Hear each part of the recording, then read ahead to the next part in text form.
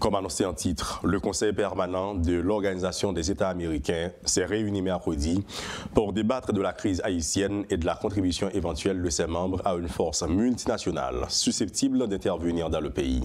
Un projet de résolution dénommé « Soutien renouvelé à l'aide, à la sécurité, aux élections inclusives, transparentes, libres et démocratiques et à la transition démocratique en Haïti » a été présenté par le président du Conseil permanent de l'organisation régionale, Anthony Philip Spencer.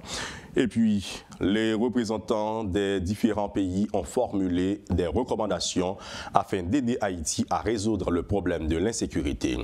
De son côté, le représentant d'Haïti à l'Organisation des États américains, Léon Charles, a réitéré la demande d'aide militaire déjà formulée par le gouvernement haïtien. Mon pays traverse le moment des plus difficiles de son histoire, où des gangs armés tuent, volent, violent, pillent la population et commettent des violations atroces des droits humains. Pas plus tard que la semaine dernière, une douzaine de policiers ont été assassinés en service. La résidence officielle du Premier ministre a été l'objet d'attaques de bandits armés. L'aéroport international a été pratiquement pris d'assaut à l'heure où le Premier ministre revenait de la rencontre de la CELAC. Le commissariat de police de Pernier a été détruit à l'aide d'engins lourds par des chefs de gang contrôlant cette localité de la commune de Pétionville.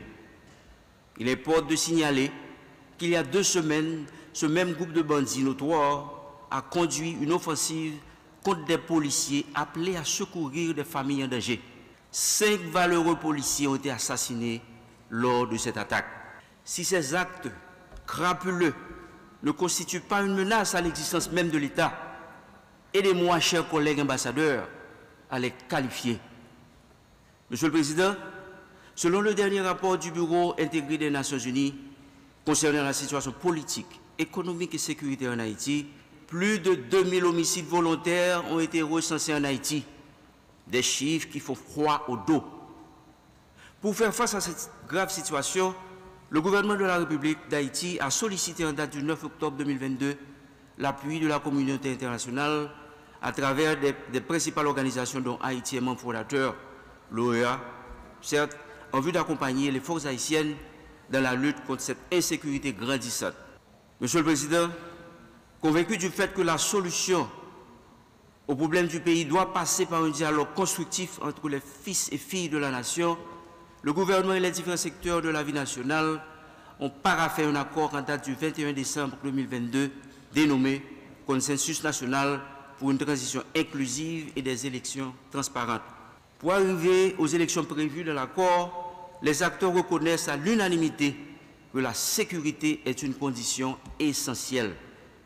La délégation haïtienne remercie les États membres de cette organisation qui ont contribué à aider le gouvernement à entrer en possession de matériel commandé au profit de la police nationale. Elle remercie également ceux qui ont imposé des sanctions contre ceux et celles qui sont associés au financement des gangs. Cependant, sans l'appui d'une force internationale sur le terrain pour aider la police dans ses opérations et pour aider les autorités du pays à poser les bases pour sécuriser le pays à long terme, Haïti ne retrouvera pas la sécurité désirée. En ce sens, la délégation haïtienne réitère auprès de cette organisation la demande du Premier ministre adressée au secrétaire général en octobre dernier.